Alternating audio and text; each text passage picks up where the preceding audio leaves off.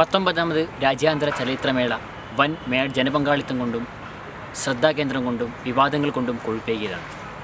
അതിൻ്റെ വിശേഷങ്ങൾ നിരവധി പ്രേക്ഷകർക്ക് നിലയ്ക്കിടയിൽ മീഡിയ വിദ്യാർത്ഥികൾക്ക് നിലയിൽ നടത്തിയ ചില സംവാദങ്ങൾ, ചില കാഴ്ചകൾ, സിനിമയുടെ പ്രാധാന്യവും ഉയർത്തിരുന്നു വന്ന ഒരുപാട് വിശേഷങ്ങളുമാണ് ഇവിടെ പങ്കുവെക്കുന്നത്. ചർച്ചയിൽ പങ്കെടുക്കുന്നത് എൻ്റെ കൂടെ സഹവിദ്യാർത്ഥിയായ ഷബാന.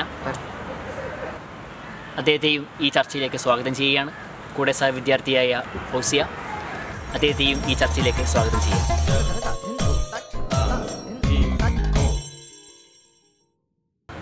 നിരവധി വിമർശനങ്ങൾ ഏറ്റുവാങ്ങിയ ഈ ചലച്ചിത്രമേളയിൽ വൻ ജനപങ്കാളിത്തമുണ്ടായി എന്നുള്ളത് ഏറെ ശ്രദ്ധേയമാണ്. മലയാളി പ്രേക്ഷകരാണ് ഏറ്റവും കൂടുതൽ ഇത്തരം ചലച്ചിത്രമേളകളിൽ പങ്കെടുക്കുന്നു എന്നുള്ളതാണ് ഏറ്റവും ശ്രദ്ധേയമായ കാര്യം. എന്നിരുന്നാൽ പോലും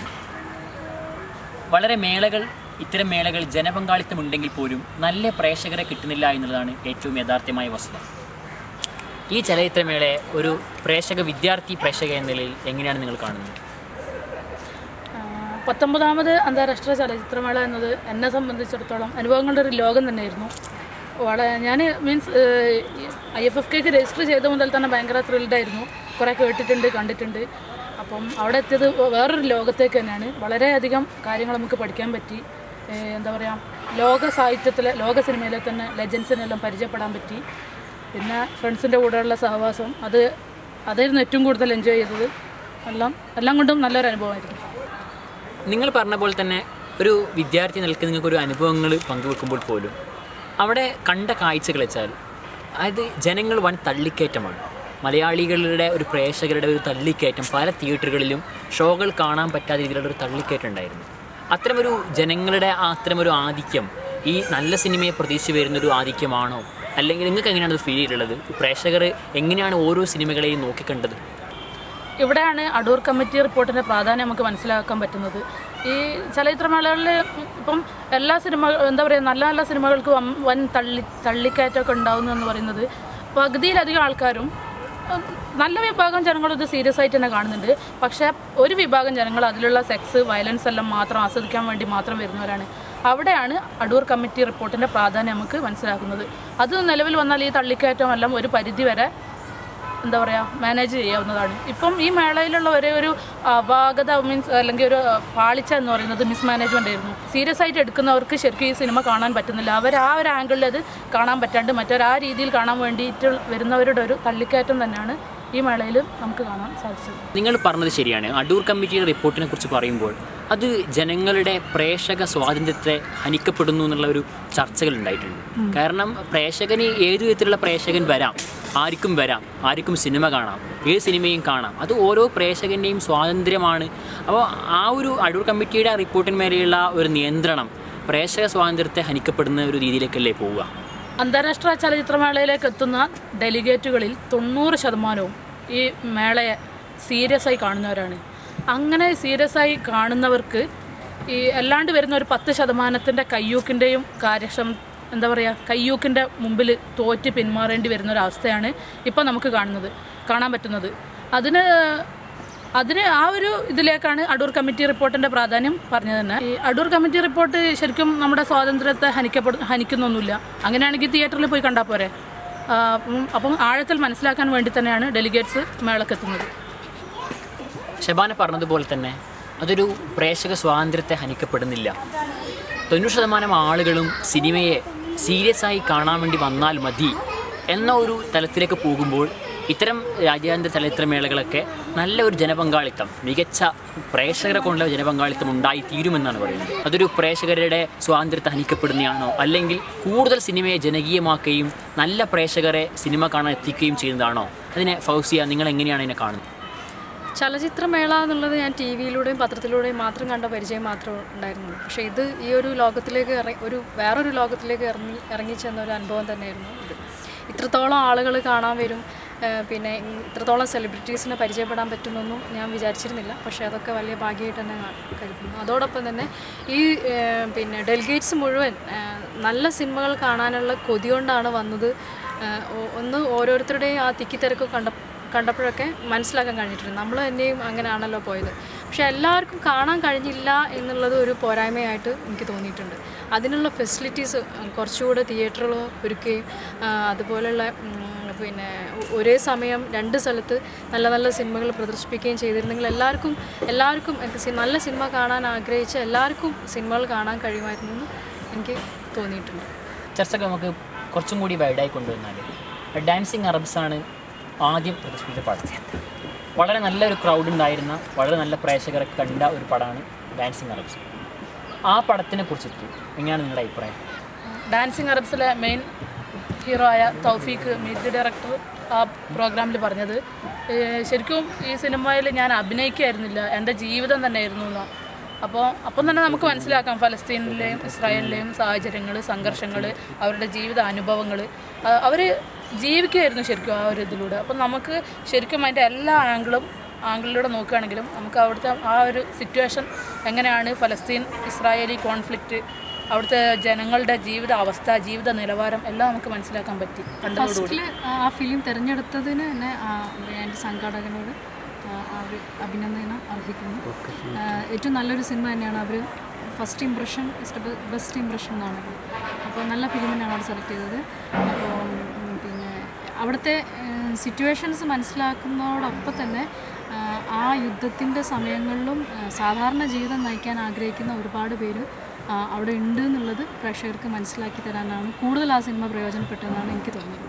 പ്രത്യേകിച്ച് ഒരു മെസ്സേജ് എന്ന് പറയാൻ അതിൽ എനിക്കൊന്നും കാണാൻ കഴിഞ്ഞിട്ടില്ല. പക്ഷേ ഈ ഒരു മെസ്സേജാണ് എനിക്ക് ഒരു പ്രേക്ഷക എന്നുള്ളതിൽ അതിൽ ഫീൽ ചെയ്തത്. ഒരുപാട് കഥകളുള്ള ജീവിതം തന്നെ പകർത്തിയ സിനിമകൾ, അതായത് കൺട്രി ഫോക്കസിലായാലും വേൾഡ് സിനിമയിലായാലും ഉദാഹരണത്തിന് ട്രൈബ്, നൈറ്റ് ഓഫ് സൈലൻസ് ഒക്കെ പോലെയുള്ള പടങ്ങളൊക്കെ തികച്ചും ആ തുർക്കിയിലെയും അവിടെ ഇസ്രായേലിലെയും ഫലസ്തീനിലേക്ക് ജീവിതങ്ങളാണ് പകർത്തിയിരിക്കുന്നത്, ഉക്രൈനിലേക്ക് ജീവിതങ്ങൾ പകർത്തിയിരിക്കുന്നത്. അത്തരം കൺട്രി ഫോക്കസായ വേൾഡ് സിനിമകളിൽ ഇത്തരമൊരു സിനിമകൾ ഉണ്ടാകുമ്പോൾ അത് തരുന്ന മെസ്സേജ്, പ്രത്യേകിച്ചും മലയാളി പ്രേക്ഷകർ നിങ്ങൾക്ക് നൽകുന്ന മെസ്സേജ്, നമുക്ക് കിട്ടിയ മെസ്സേജ് എന്തായിരുന്നു? സിനിമ എന്ന് പറയുന്നത് ശരിക്കും രണ്ടർത്ഥത്തിലെടുക്കാം. ഒന്ന് ആൾക്കാരെ ചിന്തിപ്പിക്കാൻ, മറ്റൊന്ന് എൻ്റർടൈൻ ചെയ്യിപ്പിക്കാനും.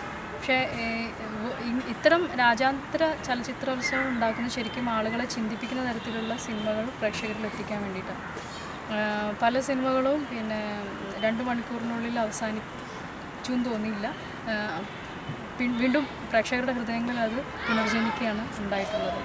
അങ്ങനത്തെ അനുഭവങ്ങൾ തരുന്ന സിനിമകളാണ് അധികവും ഈ പ്രാവശ്യം ഉണ്ടായിരുന്നതെന്ന് എനിക്ക് തോന്നുന്നു. പിന്നെ അവിടെയുള്ള മധു സാറിനോടൊക്കെ സംസാരിച്ചും തോന്നി കഴിഞ്ഞ ചലച്ചിത്രമേളനേക്കാളും കൂടുതൽ എഫക്റ്റീവായ നല്ല സിനിമകളാണ് ഈ പ്രാവശ്യം സെലക്ട് ചെയ്തതെന്നും കൂടി ആ ഒരു അനുഭവമുള്ളവർ പറയുകയുണ്ടായി.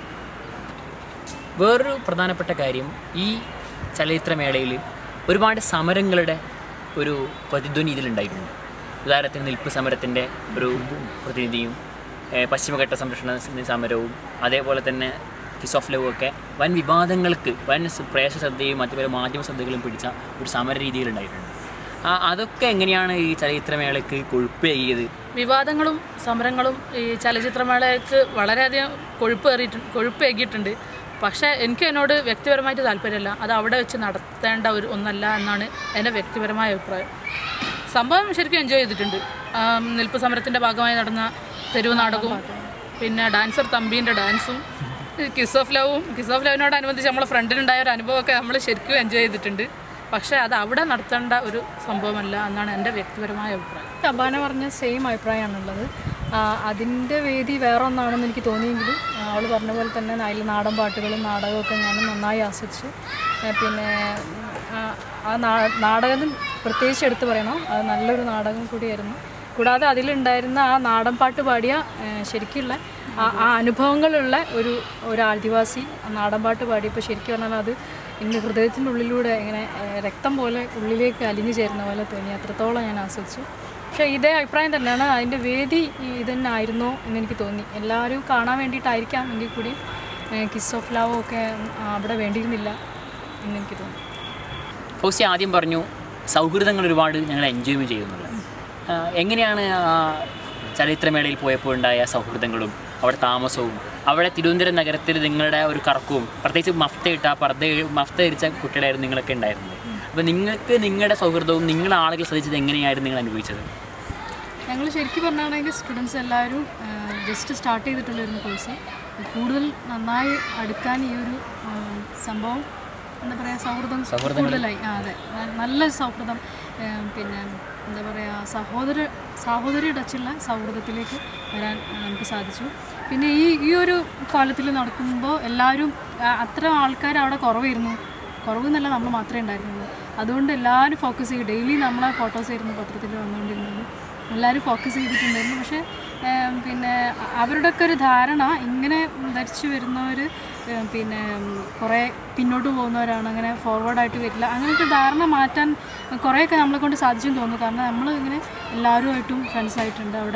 അവിടെ നിന്ന് കുറേ പേരെ പരിചയപ്പെട്ടു, അവിടെയുള്ള സെലിബ്രിറ്റീസിനോട് സംസാരിച്ചു. അങ്ങനെയൊക്കെ ചെയ്തപ്പോൾ അവരുടെ ഫേസിങ് എക്സ്പ്രഷൻ നിന്ന് മനസ്സിലാക്കിയത് അവർക്കുണ്ടായിരുന്ന ഒരു ധാരണ മാറ്റാൻ ഞങ്ങളെ കൊണ്ട് സാധിച്ചു എന്നാണ് എനിക്ക് തോന്നുന്നത്.